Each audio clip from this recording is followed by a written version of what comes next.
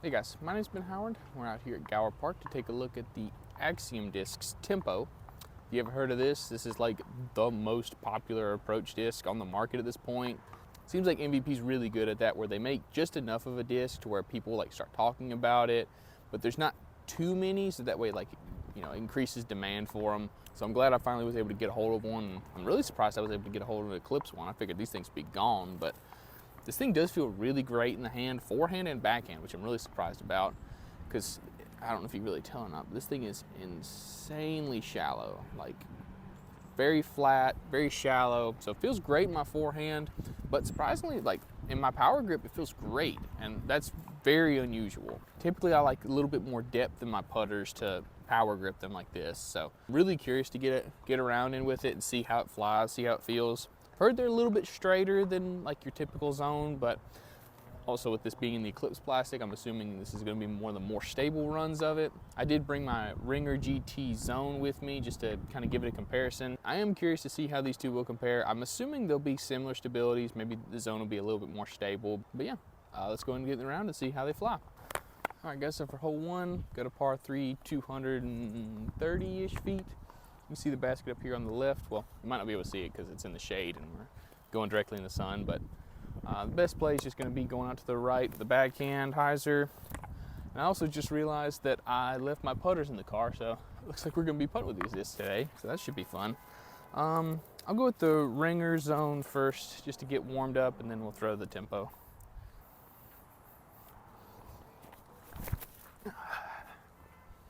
Looks good. Just get left. Okay, should be inside the circle putt. Now for the tempo. Oh, well, just went straight at it, but wow, that is, I never saw it come back, but that felt insanely straight. I was not expecting that. That might have just been the wind though. We do have like a pretty stiff left to right wind, but we'll see.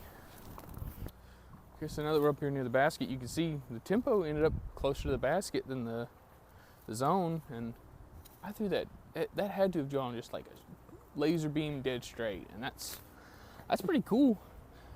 I'm really curious to see if that's just a fluky first throw with it, or if that's how that disc is gonna act, because that's gonna be pretty sick. But let's see if I can make this putt.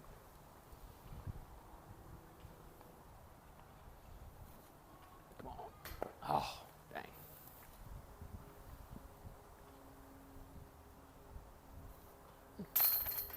There we go.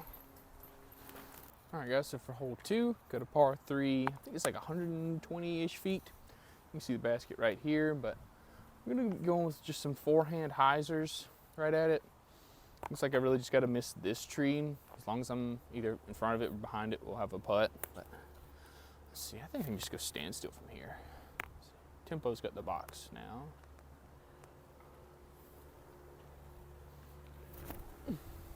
I think it's too wide.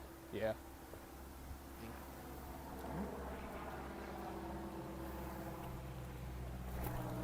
There we go. Much better.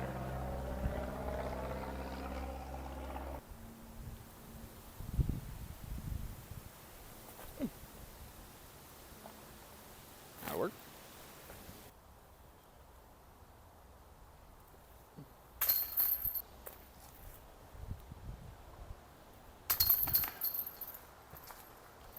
All right guys, so for hole 3, we've got a par 3, 100 feet. You see it over here to the right. Just gonna be going for some more forehand hyzers. The Ringer Zone has the box. Let's see if we can go ahead and dunk one. Nope, too low, but that'll be, yeah, that's parked.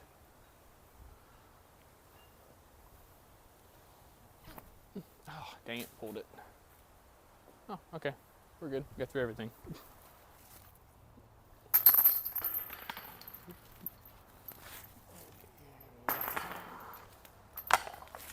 All right guys, so we're on hole 4. This one's a par 3, maybe like 120 feet, something like that. This used to be a really tricky hole because you had to like stall a forehand turnover, like have it land soft, but the hurricane took out all the trees, so now it's just a wide open straight shot. I'll probably still give it like that soft anhyzer bid just to kind of, you know, like I talked about, let it stall and just kind of drop near the end. And it'll just be nice to see how the tempo reacts to a little bit of anhyzer. Let's see.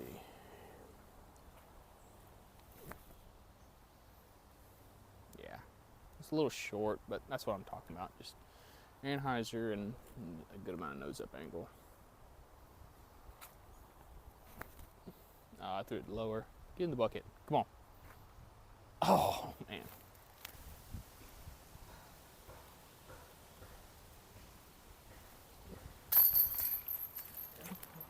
All right, guys, so for hole 5, we've got a par 4, 300 feet. Basically, we're just throwing hyzer around this corner, and then we've got like a little chip approach shot into a green. This should be a par 3, but I'm calling it a par 4 just because it's a beginner course. But let's see, tempo. I'm just going to give the tempo the box for the rest of the video because this isn't about the Ringer GT zone. This is about the tempo. I'm going to put the tempo on a touch of hyzer. I'm really curious to see how this is going to react because I'm actually throwing a hard shot now, which we should be throwing hard shots for the rest of the round because I think the rest of the holes are like 200 feet and up. So let's see, touch of hyzer out to the right.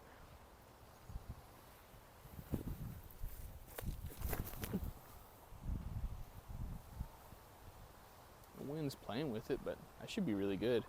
Yeah, I really like how that feels in a backhand though. Like, it feels a lot like a mid-range. Like, I'm thinking when I first picked it up, I thought it was a reactor at first, and then I realized later it was a tempo. So that might go in the bag for something a little bit more similar to like my Sense Savior, but it's just like a really straight version of a zone. I don't know. I might have to do another video with them too. Well, I almost got up here for an eagle. I'm probably like just outside of circle 2, so I can still give this a bid.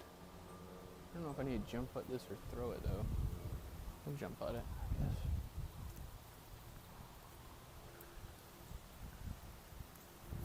guess. Oh, almost.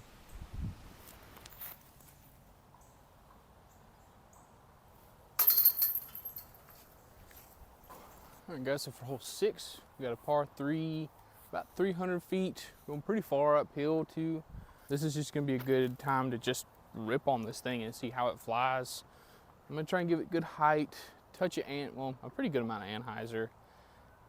I feel like if I hit this well, I can actually get up there for a putt, but we'll see.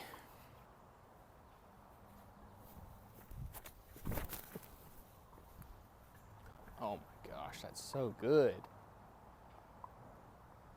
I don't know if it's a putt, like a comfortable putt, but that might be in circle 2.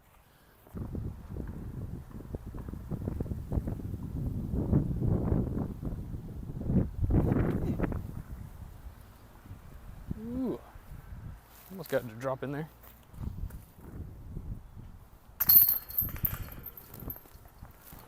All right, guys, so for hole 7, we got a par 3, like 220 feet, I think.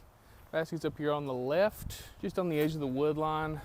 I kind of want to go for like a forehand flex shot, but we do have a pretty stiff headwind, so I'm gonna try and go, I think I'm gonna go around this tree to the right side, wide, and see if we can get up there. I could go low, I guess. Yeah, I'll go low under those branches and just see if this will act a little bit more overstep than I'm thinking it will.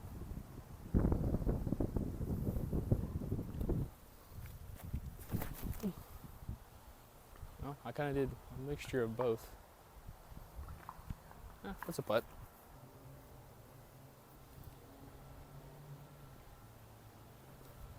Nope. Well, hold it up, wind. Oh, tried.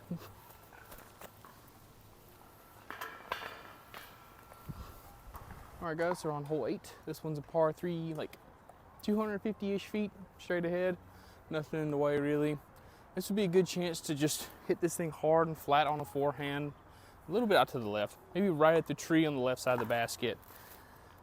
See how this reacts on a hard thrown forehand. I think we still do have that headwind out there. I can't feel it, but I'm assuming it's gonna be out there, so this might get affected by that.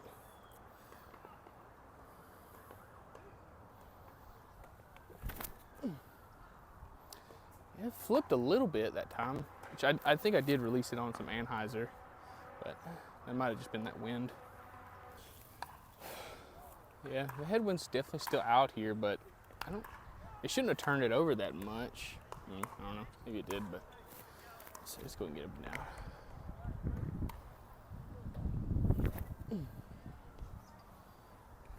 Get in. Oh, thought that wind would hold it up a little longer.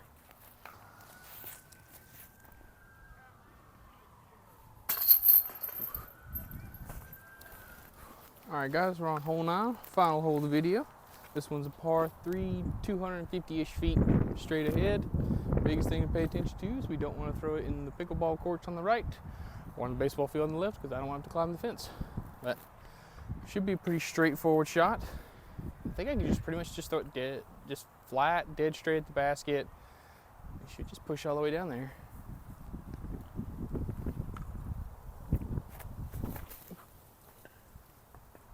Oh, fade a little bit. Oh, man, that thing is so straight.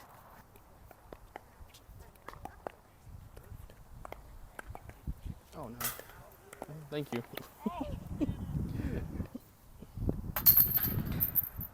All right, guys, that finished up our round out here with the tempo. I'm really glad I actually took the time to try this thing out. This thing's really sick. Obviously, like, you know, you hear stuff and people were comparing this to a straighter zone, but, you know, most of the time you're just thinking, oh, it's just gonna be another zone clone. Or, you know, you just don't really have high expectations for something like this, but this thing is really unique for this type of disc. Like, it doesn't feel like an approach disc. This flies more like a slow mid-range. Like, I just put an Eclipse reactor in my bag, and this feels like almost the exact same when it comes to feel and flight. The only real difference I would say is just, yeah, it's a little bit slower. So maybe it's like just a 4-speed version of a reactor. And the reactor is already a pretty unique disc for me. It has a little bit of overstability to it, but it's pretty straight considering that. And to have like a slower version of that is really cool. So I think this is gonna go in the bag. I think I'm gonna put it in the slot that I think I was talking about earlier, the Savior, where that's more of like my straight to almost kind of understable version of a zone. And I think this would replace that pretty well, because not only can I use it for that, but I can also use this as just like, if I need a straight to slightly overstable throwing putter, like this is a pretty good option too. So yeah, I think this is definitely gonna go in the bag for that. Yeah, guys, I think that's pretty much everything. I'm really excited to try this out, and if you know how any of the other plastics fly, or if there's any other different things I should know, please let me know down in the comments. But yeah, if you have any other disc recommendations I should try, please let me know. And yeah, thank y'all so much for watching. Please like, subscribe, and have a good one. Bye.